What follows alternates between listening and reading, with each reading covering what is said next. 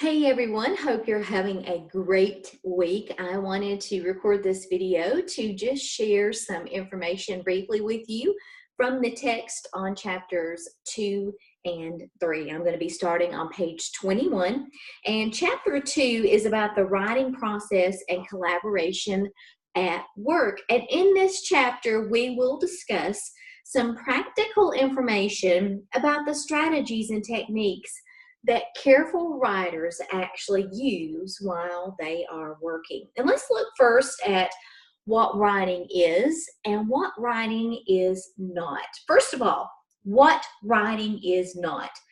Writing isn't some mysterious thing done according to a magical formula only known to a few. Anyone can learn to be a good writer. Number 2, writing is not simply a hit or miss affair left up to chance. It actually requires thoughtful work and effort. And then third, just because you put something on paper or online does not mean it's permanent and unchangeable. Most often we can go back and rewrite and edit what we have previously written. Now let's look at what writing is. First of all, writing is a fluid process, which just means it's constantly changing. It's a piece of writing changes as your thoughts and information change. Writing means making a number of judgment calls on your part. Writing takes time. If you are doing it correctly, it's not something that you can rush through. And writing grows sometimes in bits and pieces and sometimes in great spurts. So if you have a project that you're working on, or maybe you're putting together a report for work, if you find that you're kind of in a slump or you're having trouble thinking of the right words or verbiage to use, leave it for a while and come back, because it may just be that you're kind of in a lull. In this chapter, we will actually look at the different steps involved in the writing process. And the first step is research. And this is true whether you're putting together a paper for a class or putting together a document in the workplace.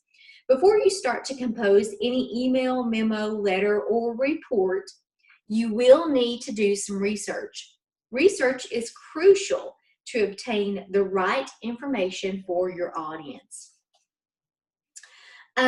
First of all, you can actually begin your research by finding out as much as you can about the nature of your assignment. So in other words, find out why you are being asked to write something, find out who your audience is and what purpose this material is going to be serving. Next, you want to determine the exact kind of research you must do to gather and interpret the info your audience needs. Here are some things that can be included to do your research. First, you may want to interview people inside and outside of your company. Second, you may need to do field work or perform lab studies. You may need to prepare for conferences to ask appropriate questions. You may need to collaborate with colleagues and supervisors in person or by email. Sometimes you may need to distribute a questionnaire or a survey to do your research. You want to read current periodicals, reports, and other documents dealing with the information that you're researching. You may need to evaluate reports, products, services, and websites. You may need to get briefings from sales or technical staff, or you may need to contact vendors, customers, and inspectors. And these are just a few of the things that you may be doing when you're researching for writing in the workplace. Okay, step 1 was research. Step 2 is planning. At this stage in the writing process, your goal is to get anything down on paper or your computer screen. For most people, the hardest part of any writing project is just getting started. Do something to get started. And there are some techniques that this textbook talks about that will help you to begin that process. The first that it mentions is something called clustering.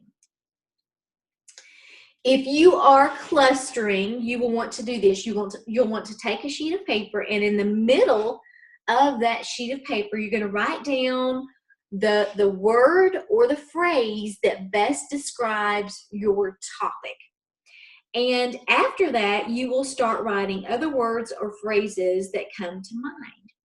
As you write, circle each word or phrase and connect it to the word from which it started, that center word. And if you'll flip over to page 30, you'll see here, this is an excellent example of clustering. In this particular example, the topic is flex time, so they put that there in the center of the paper. And then as they thought of different things relative to flex time, they wrote those out around that center word and then circled them and connected them. So that's clustering. We've all heard of brainstorming. Brainstorming is just where you begin to write down anything that comes to mind about a particular topic. So, if your topic was flex time, you would write that at the top of the paper and then just jot down anything that comes to mind. They give you a great example over on page 31. This is Marcus Weekly's initial unrevised brainstorming list. And he was actually doing a brainstorming list relative to purchasing a new color laser printer for his office. So it just gives you some ideas there of things that he came up in terms of brainstorming about that particular topic. Okay, another technique that you can use to help with your planning is something called outlining. And really with outlining, you're just trying to narrow whatever you're going to be writing about down into categories and organizing them into main ideas. Step 3 in the writing process is drafting. When you draft, you convert the words and phrases from your outlines, brainstorming list, or clustered groups into paragraphs. So as you begin that process, my earring came out, you will have your list either from your clustering session, your brainstorming session, or your outlining session. And you are going to narrow that down and begin constructing paragraphs from that. If you flip over to page 32, it gives you a great illustration of this where Marcus Weekly, he had his brainstorming list. He then converted it into an outline, and it gives you that example there. At the top of page 33, it gives you some key questions you can ask as you are doing the drafting process. Am I giving my readers too much or too little info? Does this point belong where I have it? Is this point necessary and relevant? Am I repeating or contradicting myself? Have I ended appropriately for my audience? To make the drafting process go more smoothly, there are some guidelines on page 33 that you can follow, and it'll just help the process go more smoothly. First, in an early draft, write the easiest part first. This kind of goes back to the idea of just getting started. So if you think the intro is going to be the easiest part for you to write, begin there. Whatever you feel like will be the easiest part for you to begin on, start there. Number 2, as you work on a later draft, write straight through. Don't worry about the spelling, punctuation, and all that. Just begin writing and write straight through. 3, allow enough time between drafts so you can evaluate your work with fresh eyes and a clear mind. It's never good to really go back and proofread and evaluate when you're tired. So do it with a fresh mind. Number 4, get frequent outside opinions. Ask someone else to look at it and read through it. And number 5, start considering if visuals and what kind would actually enhance what you are writing about. Okay, step 4 is revising. Revision is actually done after you produce a draft that you think conveys the appropriate message for your audience. The quality of your memo, letter, or report depends on the revisions you make now. It's very important that you not rush through this process and that you actually allow enough time to revise, because you want to make sure that you are carefully looking at everything. Some key questions that you can ask during the revision process are, is the information accurate? Are my facts and figures, whatever you have in the report there, correct? Is it relevant for the audience and the purpose? Have you given enough evidence to explain things adequately and maybe persuade the audience if you're supposed to be doing that? Second is the organization. That was the content. Second is the organization. Have you clearly identified your main points? Is the structure good? Is everything in the right order? Have you spent too much or too little effort on a particular section? As you go back and look at it, did you have a ton of information under point 1, but very little information on point 2? It needs to be balanced. Number 4, have I grouped related items in the same part of my report or letter, or have I scattered them? You want to make sure that the flow is easy. Is your supporting material going with the correct point? Third and finally is the tone. How does the written work come across to the readers? How will my readers think I perceive them? That's important as well. At the bottom of page 35 and 36, there's an excellent example of a before and after revision. So if you look there at the bottom of 35, this is basically opening unorganized paragraphs from this lady's draft. And then if you flip over to 36, this is the way that it should appear. It's more organized, it's ordered, and things are where they need to be.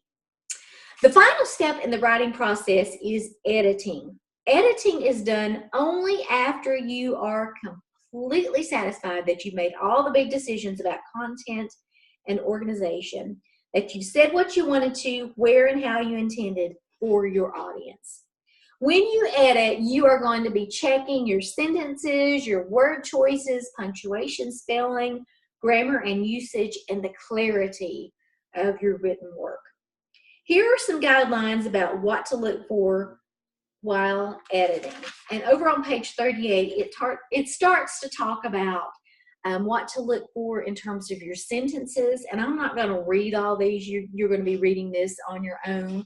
But it gives you great examples of making sure that your sentences aren't too complex, choppy, or lengthy. On 40, it talks about guidelines for cutting out unnecessary words. You don't want things to be too wordy. And sometimes I can cut out things too much.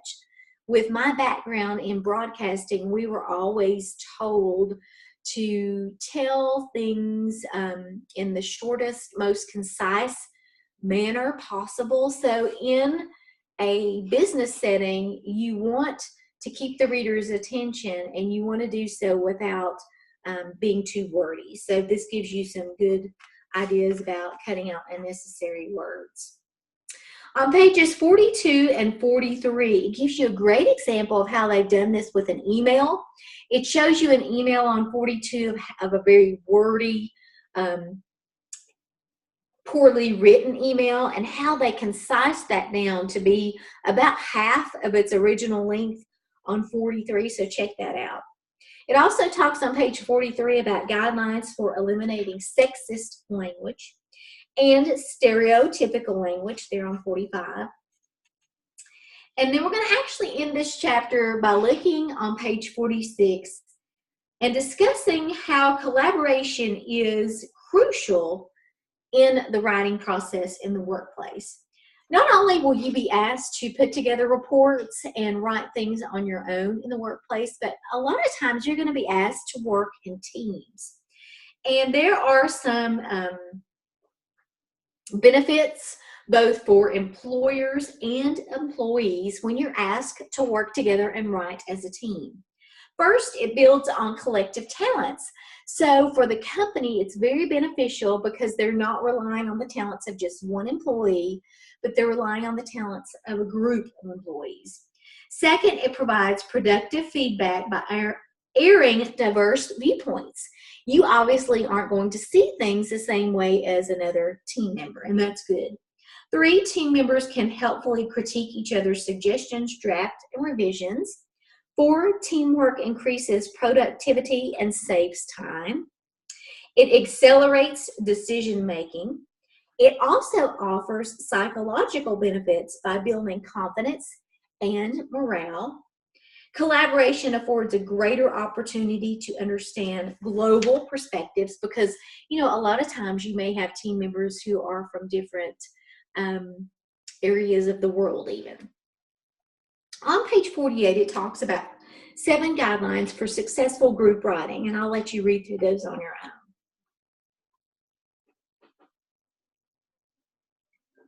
own. When you are working in groups, it's inevitable that conflict may occur. And on 49, it gives you some good tips for resolving conflict and how to best handle that. And I'm not going to read through those. You can read through those on your own. Over on 51, it talks about collaborating online. Not only will you be working in teams in person, but a lot of times you may be asked to work with maybe other employees in your company who are in different locations. So you will be collaborating a lot via email or online. And it gives you some great examples there on 52 and 53. All right, that's pretty much all I want to cover in Chapter 2. Let's go on and briefly look at Chapter 3. In Chapter 3, we're going to be talking about writing memos, faxes, and emails because those are the types of writing you will be doing most often in the workplace. These all have some things in common. First of all, each of these forms of writing is streamlined for the busy world of work. Memos are far less formal in tone than letters. Emails can be even more informal. Memos, faxes, and emails also require that you follow different formats than you do in letters. The good thing about these forms of writing in the workplace is they give busy readers info fast. And even though routine, they still require time and attention. So even though they're going to give readers information fast, you still need to diligently take time and attention to put together memos, faxes, and emails. Let's first look at memos. Memorandum, from which the term memo comes, is actually a Latin word for something to be remembered. The Latin meaning points to the memo's chief function, which is to record information of immediate importance and interest in the busy world of work. Memos are brief in-house correspondence sent up and down the corporate ladder.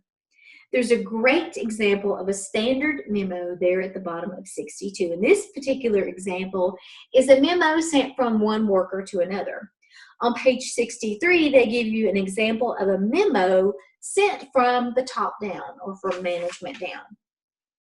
On 64, there is a memo example sent from employment up to management. What are some of the functions of memos? First of all, a memo may be written to announce a company policy or plan, maybe a change in a policy or procedure. They are offering information or making a request, and there are several different examples given there. Memos vary in format and the way they are sent. Some companies use standard printed memos, which is like the first example there on 62, while others have their names, letterhead, and such printed on the top of their memo. All memos should include the to, from, date, and subject categories there at the top. When you think about memo style and tone, the audience within your company will actually determine that. You can be more informal when you are writing to a coworker versus writing to upper level management. There are strategies for organizing your memos. You want to organize your memos so that readers can find info very quickly and act on it promptly. First, all memos should have an introduction. They should tell readers clearly about the issue or policy, the reason you're writing. They should explain briefly any background info the reader needs to know, and they should be specific about what you are going to accomplish or the purpose in that particular memo. In the body of the memo, this should help readers in 3 ways. First, it needs to state why a problem, procedure, or decision is important and who will be affected. It should indicate why and what changes are necessary and give precise dates, times, locations, and costs. And then finally, the conclusions should state specifically how you want the reader to respond to your memo. It's kind of a call to action. You can use markers within the memo to help, such as headings, numbered or bulleted list, underlining, or boldface. But the main thing to remember is it needs to be short, concise, and to the point. The second type of on-the-job writing is through faxes, and yes, people do still use faxes.